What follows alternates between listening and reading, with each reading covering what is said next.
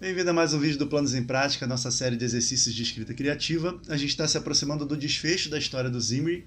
E se você não viu como tudo começou, o link para o primeiro episódio está aqui embaixo na descrição. Nesse episódio eu trabalho a inspiração que gerou essa história. E a gente terminou o vídeo passado com o Zimri pendurado numa grua. E agora o nosso trabalho é fazê-lo descer de lá para ele efetivamente começar a aventura dele dentro de Vereda dos Mercadores. Então vamos ver aqui como é que a gente deixou o texto para poder seguir. Antes de seguir, tem um negócio que eu tenho que resolver rapidinho, que eu decidi fazer a grua com alcatruzes, né, e que são meio que caçambas, containers e tal, e eu fiquei alternando entre as alcatruzes e os alcatruzes, então eu não sei muito bem como é que é o gênero, então eu vou dar uma pesquisada rapidinho nisso, para poder resolver aqui que no texto tem as alcatruzes e os alcatruzes em vários momentos.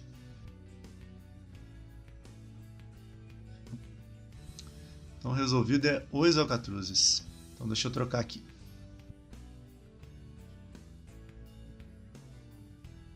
Pronto. Não tinham tantos assim não, mas é só para não arriscar esquecer depois na hora do segundo tratamento. Agora sim. A gente fechou o episódio passado com uma reflexão do Zimri a respeito do que ele estava vendo e acabamos abrindo um easter egg aqui do Uras, né, personagem de uma história anterior, e agora a gente tem que resolver como é que ele vai sair disso. Pela lógica, a orientação do Stan era que ele ficasse quietinho dentro do Alcatruz e quando ele aterrissasse, né, acomodasse dentro do pátio da fábrica, ele teria ali até as 4 da manhã, se não me engano, para poder sair em segurança. Mas a gente não quer dar segurança para o personagem, a gente quer dar eventos imprevistos para poder ele ter que lidar com aquilo. Então, o imprevisto nesse caso foi a chegada do Bagatela, que entrou na grua sem que ninguém soubesse. E isso vai fazer com que a grua tenha mais peso do que ela poderia sustentar, e assim a gente consegue alguma ação.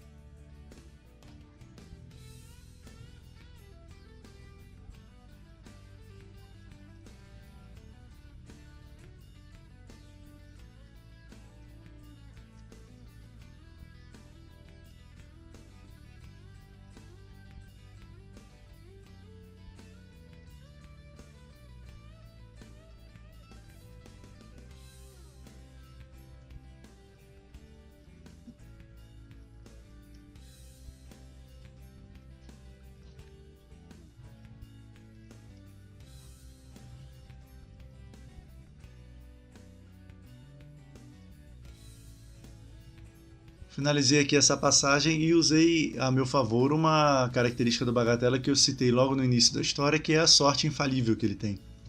Então ficou assim. Um movimento brusco fez com que o ex-comerciante deixasse a paisagem de lado e espalmasse as mãos com firmeza na parede do alcatruz. Era para isso estar acontecendo? Indagou para si próprio, já que Bagatela parecia não se importar com o solavanco, apesar de ter deslizado para o outro canto do container. Olhou para cima e deparou-se com uma roldana pendurada. O peso excessivo esticara demais os cabos e agora envergava perigosamente a extremidade da pata de aranha, fazendo aparecer uma gigantesca vara de pescar.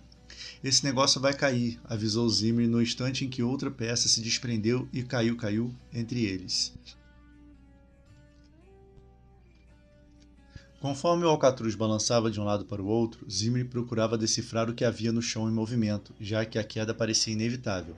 Calma, disse Bagatela, solto no interior do alcatruz como um boneco de pano. Estamos descendo. Era verdade. Ao som de rangidos e estalos, cortando o ar como um brinquedo de parque de diversões, estavam mesmo perdendo altitude. A cada ida e volta, o pátio da fábrica passava sob eles com rapidez, dando lugar ao quintal de uma mansão, uma pilha de tanques de metal, uma arruela mal iluminada e o topo de uma loja. Então aqui eu dei a expectativa do que poderia acontecer de pior com eles se eles caíssem. Então eles estavam passando pelo pátio da fábrica e nos arredores, então eles poderiam cair em qualquer um desses lugares. Calma, repetiu Bagatela sem um pingo de medo no semblante. Como assim calma? Se cairmos naqueles tanques, vamos, e ali que era o perigo maior, né? Não precisei detalhar o que eram, mas o leitor já completa essa informação na cabeça dele. O ex-intérprete espalmou a mão no ar com tamanha segurança que Zimri silenciou.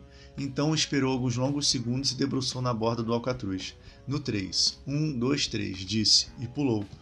Zimri, a princípio, apenas assistiu a cena, desconcertado. Ouviu um estalo e, olhando de relance, percebeu que o cabo principal da grua estava a um fio de se romper. E pulou também. Então eu dei uma motivação extra para o Zimri fazer aquilo, já que seria impensável, de acordo com a personalidade dele, né, seguir o Bagatela, que não é tido como uma pessoa mais sensata ali. A queda foi breve e quase indolor. Aterrissou ao lado de Bagatela no dossel de uma luxuosa carruagem. Dossel é um tipo de cobertura que é relativo tanto a carruagens quanto a veículos aéreos, cockpit e tal, né? A parte de cima, né? A cobertura daquilo. O veículo, antes alto e bem adornado, agora tinha 1 metro de altura. O ex-intérprete pôs os pés na calçada da arruela e esticou as costas, como se tivesse acabado de deixar a cama após uma boa noite de sono. O homem podia não ter muito domínio sobre sua identidade e lembranças, mas confiava plenamente em sua inexplicável sorte. Essa, sim, conforme diziam as anedotas contadas no porto, nunca falhava. Zimri se afastou da carruagem arruinada, empurrando Bagatela pelos ombros. Precisamos sair logo daqui, antes que o dono apareça. Então eu estou dando uma oportunidade ali do Bagatela ser útil, entre aspas, com essa sorte infalível dele. A gente ainda tem outros aspectos para explorar, né? A questão dele jogar e ganhar das pessoas. A gente pode também, a uma hora ou outra, acionar uma lembrança, uma memória que ele tenha, e isso vai ser valioso para o Zimri se safar de alguma coisa. E agora a gente apresentou uma mudança de planos na história, que o plano era eles ficarem no pátio da fábrica para poder sair com alguma trajetória ali pensada, e eles não vão ter mais esse benefício, esse luxo. O Zimri nem teve a chance ainda de questionar o porquê que o Bagatela estava ali e tudo mais. Ele simplesmente está reagindo e está indo adiante com a situação. Isso é bem comum mesmo do segundo terço para frente do segundo ato. Essas sucessões de acontecimentos que vão levando o personagem para direções que ele não estava pensando antes.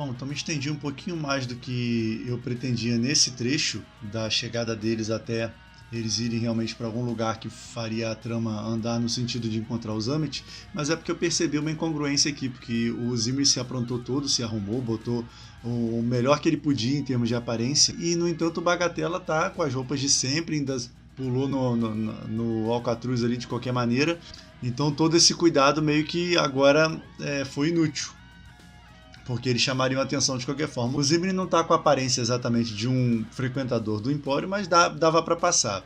A questão é com Bagatella. Então eu fiz aqui o encontro, aproveitei para gerar um problema a mais na história. Então ficou assim até esse momento. Passos já eram ouvidos no começo da ruela. Zimri dobrou a esquina, praticamente arrastando Bagatella atrás de si. O ambiente agora era menos sujo, escuro e deserto. Pessoas bem vestidas e ruidosas entravam e saíam das lojas enfileiradas nos dois lados da rua. Aí eu já comecei a descrever mais ou menos como é que é o clima da cidade. Eu vou tentando, nas bordas, deixar a coisa mais deserta e menos bem frequentada e as coisas luxuosas e as atrações efetivamente no centro, lá no Empório. O ex-comerciante arrancou a túnica cinzenta e esfregou-a nas botas e barras da calça para tirar as manchas da lama seca que forrava o alcatruz. O estado de Bagatella, no entanto, era irremediável. Suas roupas já esfarrapadas estavam ainda mais imundas após o passeio na grua. Seria impossível passar despercebido por ali. Então, o problema que eu acabei de falar. Zimri olhou ao redor, pensando no que fazer. Encontrou elegantes vestimentas expostas em vitrines e manequins dispostos junto à calçada. Um pouco de dinheiro resolveria aquele problema. Pena que ambos não possuíam coisa alguma. Então aqui eu estou meio que externando as minhas considerações ali de possibilidades para resolver esse problema. Não demorou para que um homem calvo e de postura encurvada deixasse de observar despreocupadamente o movimento a partir da porta de sua loja e passasse a prestar mais atenção àquela dupla suspeita. Ele tocou de leve no ombro de um patrulheiro que passava e disse algo junto ao seu ouvido, apontando discretamente para os dois. Quando o patrulheiro se aproximou, envergando sua armadura negra e ilustrada, o ex-comerciante considerou fugir, mas sabia que isso arruinaria totalmente suas chances de salvar Zamet, já que um fora da lei pouco poderia fazer por outro.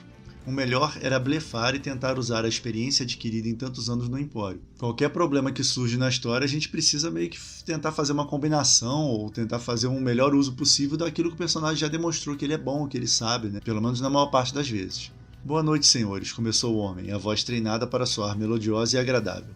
Boa noite, retribuiu Zimri, realizando com graça a mesura adequada de um alto comerciante a um patrulheiro. E esse era um fator que eu tinha usado por acaso na história e que eu vou incorporar cada vez mais, que é o lance do domínio dos comprimentos e mesuras entre as classes que convivem ali dentro. Conhecia bem aquele tipo, o Zimri. Não sei se isso ficou bem claro, depois eu posso mexer. Trabalhava para as lojas menores e recebia um pouco de cada uma. Entre os patrulheiros com mais prestígio eram chamados de mascotes, esse nome também pode ser revisto em tom de piada. Surpreendeu-se ele diante do gesto de Zimri e mudou ligeiramente sua postura. Então também criar uma hierarquia entre os patrulheiros maiores, menores, os patrocinados por lojas pequenas, aqueles que serviam aos grandões. Isso pode adicionar alguma dinâmica e eu posso inclusive aproveitar isso em outras histórias que se passem aqui na cidade. Zimri animou-se internamente. A confusão momentânea do patrulheiro ante aquele comportamento inesperado poderia lhes dar alguma vantagem, que o homem estava esperando encontrar dois vagabundos, duas pessoas ilegais e tal, e não pessoas que saberiam se portar diante de um patrulheiro, né? Poderia ver suas identificações ou a permissão de entrada? Pediu o homem, agora com os olhos presos na aparência lastimável de Bagatella. Bem, como pode ver, estamos passando por uma situação um tanto desagradável, começou Zimri sem saber muito bem como continuar.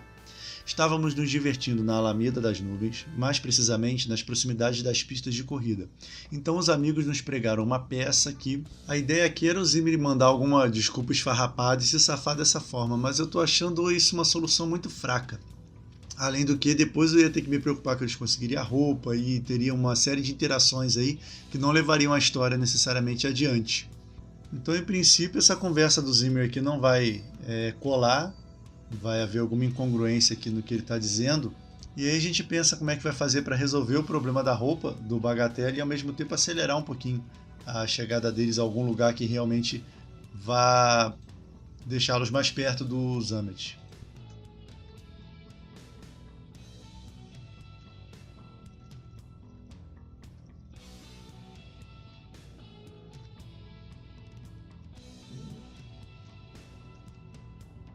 Então agora eles já estão com problemas de novo. Senhor, a Alameda das Nuvens já não existe há mais de um ano.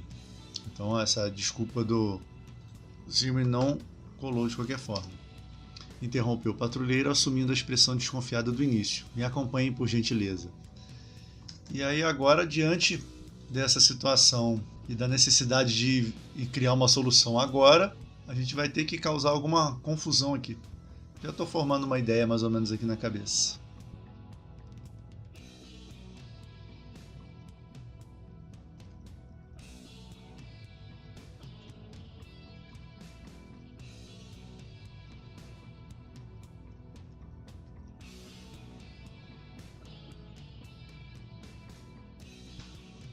Então fiz um acréscimo aqui. Precisamos sair logo daqui antes que o dono apareça, quando eles terminam de pular lá da grua, ou que essa coisa despenque em cima da gente, ponderou ele, o Zimri, apontando para o Alcatruz, que balançava alguns metros acima. Então eu estou relembrando ao leitor como é que é a situação e que eles caíram, mas o Alcatruz ainda ficou. Isso porque agora eu vou usar essa situação para arrumar a confusão da qual eu preciso.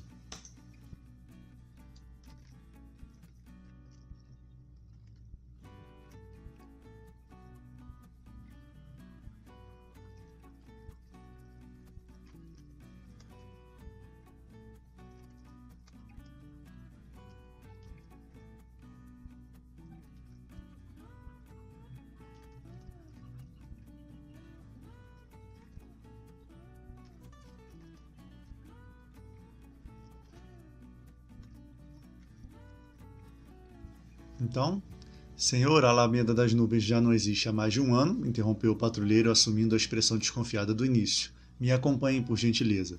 Zimri estava mais convencido do que nunca de que sair correndo era a melhor solução. E teria feito isso, não fosse o estrondo e o clarão que surgiu por detrás dos prédios às suas costas. Caiu alguma coisa lá nos tanques de alguma coisa. Aí agora eu preciso realmente identificar melhor esses tanques, que eles estavam só genéricos ali cumprindo um espaço ali no cenário, simbolizando o perigo que eles poderiam correr ao cair no lugar errado, e agora eles explodiram. Então deixa eu fazer uma pesquisa rapidinho só para ver que tipo de gás que explode. Octano, tá legal. Não faço a menor ideia das propriedades desse gás, mas me soa como alguma coisa que pudesse explodir com o impacto do Alcatruz, e o nome é bom, né? De imediato, Zimri e Bagatela foram esquecidos. Muitas pessoas correram para dentro das lojas, outras se afastaram em direção ao centro. Um grupo foi curioso e bravo o suficiente para ir até lá ver o que havia acontecido.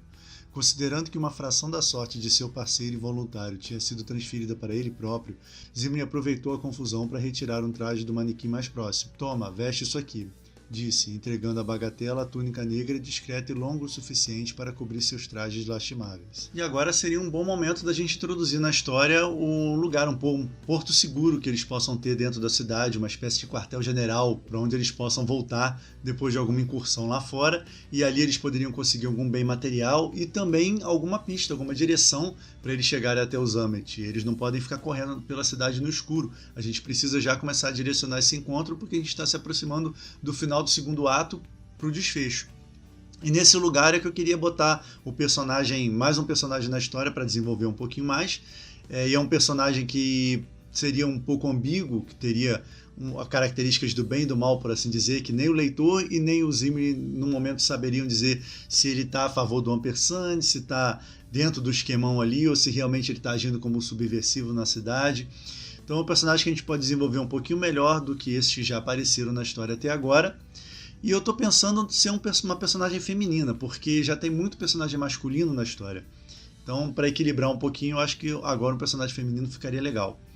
E como outro recurso, a gente poderia aproveitar a conquista da confiança desse personagem por parte do Zimri como uma recompensa para ele.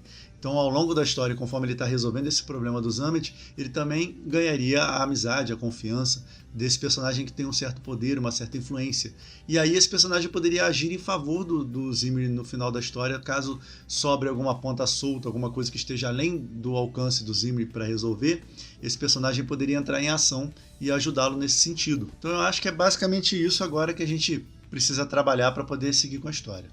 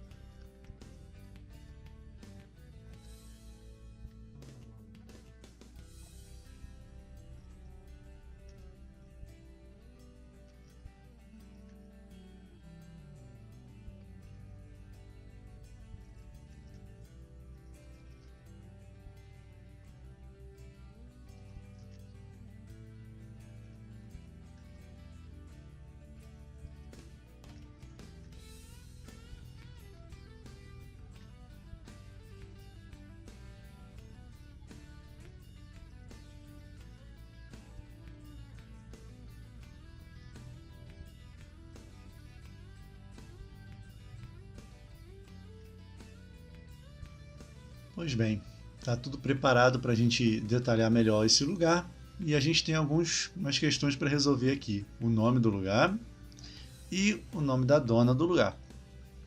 Eu tenho um nome bom que eu estava guardando para usar em outra história, mas eu vou usar aqui, que é Viperina. Viperina tem a ver com plantas medicinais, com planta medicinal. Eu ouvi esse nome essa semana em algum lugar que eu não me lembro. E Viperino tem a ver com víbora.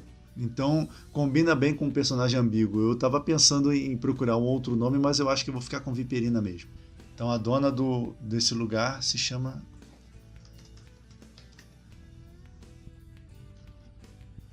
Agora a dona do... Aí, como é um nome bem sonoro, bem diferente, já tem uma força por si só, poderia ser alguma coisa de Viperina.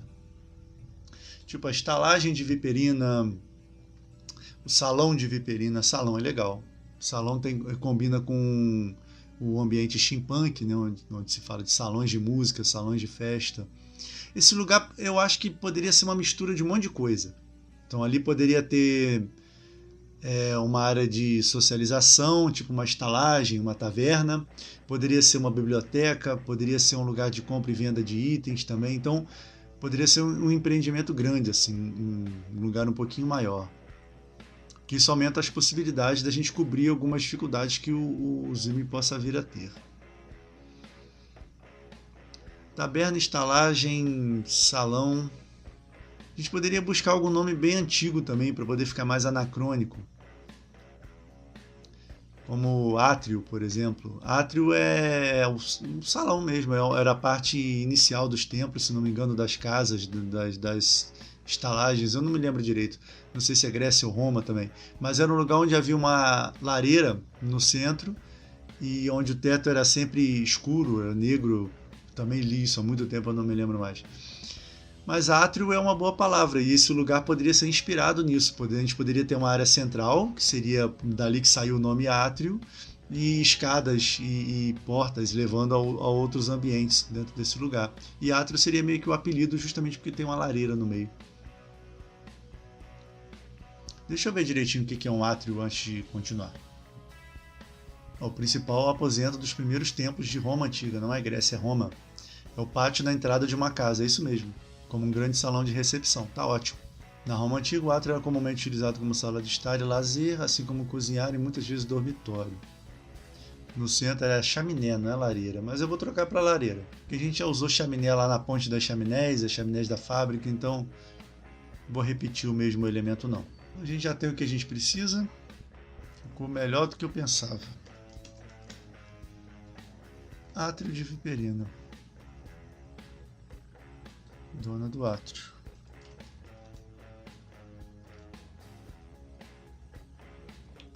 Tá, agora eles vão se deparar então com esse salão inicial onde tem a lareira.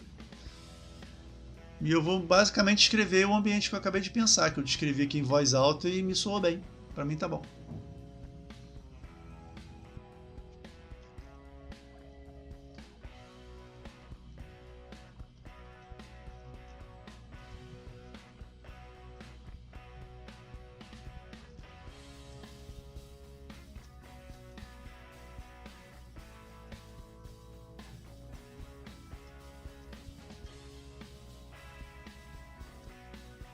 Pronto. Não sei se eu vou manter essa mesma estrutura no segundo tratamento, eu só fui escrevendo conforme a descrição aparecia na minha cabeça, obedecendo mais ou menos o que eu já tinha falado. Então ficou assim. Viperina geria ali uma mistura de estalagem, biblioteca, armazém e correio.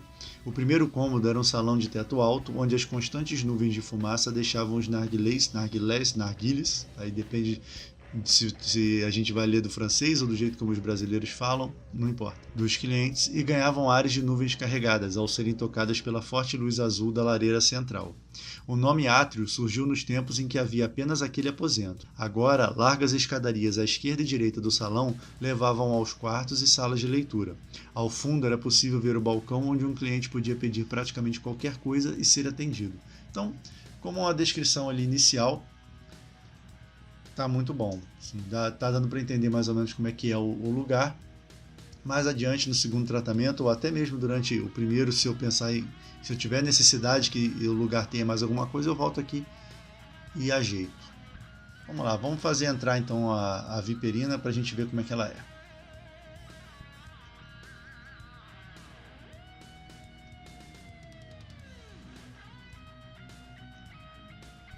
Esperem aqui, por favor, disse o segurança, desaparecendo novamente, agora por detrás do balcão ao fundo. Então é um bom momento para a gente descrever o que o Zimmer sabe sobre a viperina, para criar uma expectativa antes da chegada dela. O leitor já vai ter essa imagem manipulada pelo ponto de vista do protagonista e a gente aproveita para já colocar aqui as características principais do personagem. E lógico que essa descrição pode vir permeada também com alguns boatos, algumas coisas, porque a gente quer que ela seja ambígua, como eu já tinha falado. Então a gente pode dizer que não se sabe direito se aquilo que se fala dela pelo Empório é verdade totalmente ou não. Vamos lá.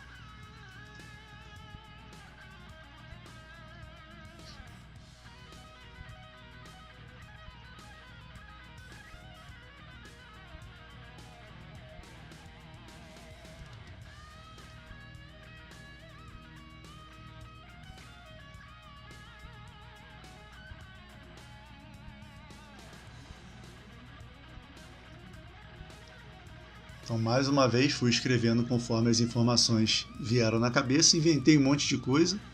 Algumas delas podem ser verdade, outras não. Depois a gente vê.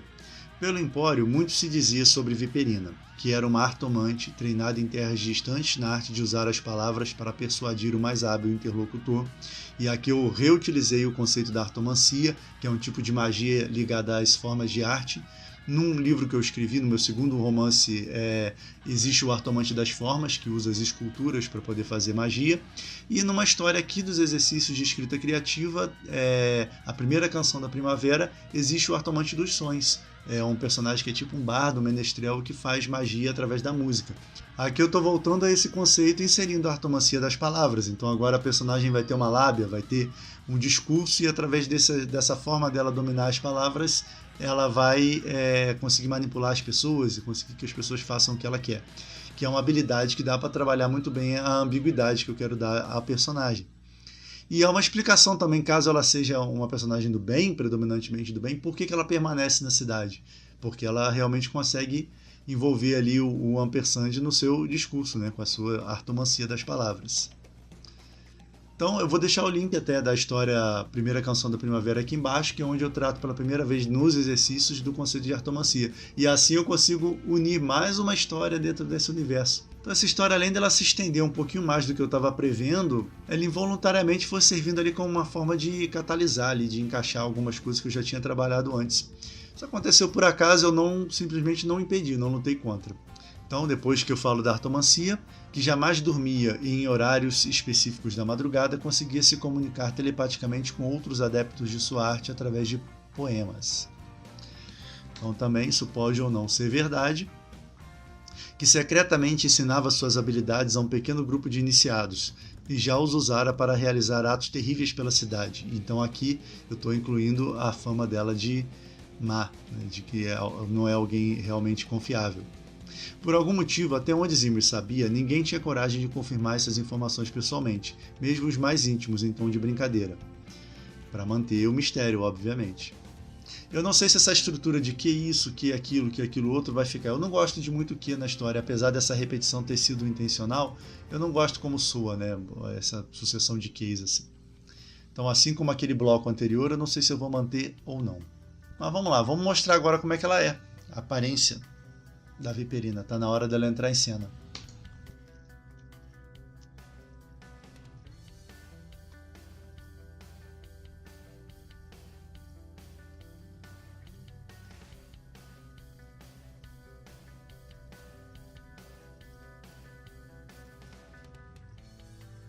Então eu não quis aqui que ela fosse necessariamente elegante, eu quero mais uma pessoa excêntrica, extravagante, alguém que não se importa muito com a opinião dos outros.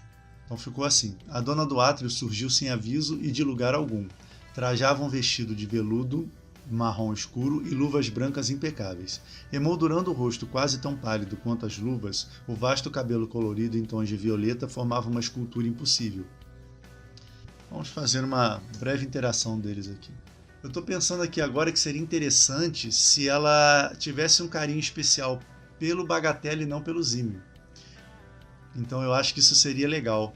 que o Zimri, achando que o nome dele como comerciante e tal gerasse algum tipo de abertura entre os dois, e ela não vai ser particularmente rude com o Zimri, mas eu acho que ela poderia lembrar do Bagatella no tempo que ele era o Max de Machado e ter um carinho especial pelo Bagatella.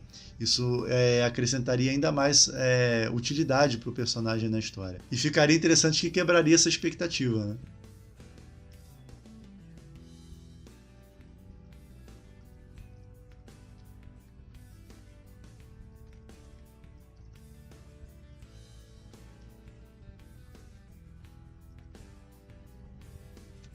Andou até eles com passos felinos e permitiu-se examiná-los por um instante, antes de começar a falar. Zimri, não? Aqui começou. Sem demonstrar surpresa ao vê-lo. Max, querido, é um prazer e um imenso alívio saber que está vivo e de volta à nossa adorável cidade. Se tivessem me dito seu nome, não teriam esperado tanto. Então, já demonstrando aqui a diferença de tratamento entre os dois, que vai pautar a relação dela com cada um. E provavelmente a resposta, a pista vai surgir através da relação dela com o Bagatella, das conversas que eles vão ter. Ela pode também trabalhar no sentido de resgatar um pouco do passado do Bagatella e fazê-lo se transformar de novo no Max de Machado. Isso pode ser um bom final para o Bagatella. No final das contas, ele se tornou o coadjuvante da história e o Zamet passou a ser mais o objetivo da história do que um personagem mesmo que iria interagir com o Zimri. Isso pode ser trabalhado melhor no futuro, em outras histórias com eles. Mas no episódio que vem, então, a gente vê o desenrolar desse encontro e dali vai surgir a pista para chegar até o Zamet e isso nos leva ao desfecho, ao final da história. Enquanto isso, se você ainda não conhece, aqui do lado tem a playlist com todos os exercícios feitos até agora e aqui embaixo na descrição tem o link para o nosso site e para nossas redes sociais. Era isso para o vídeo de hoje, abraços e até a próxima.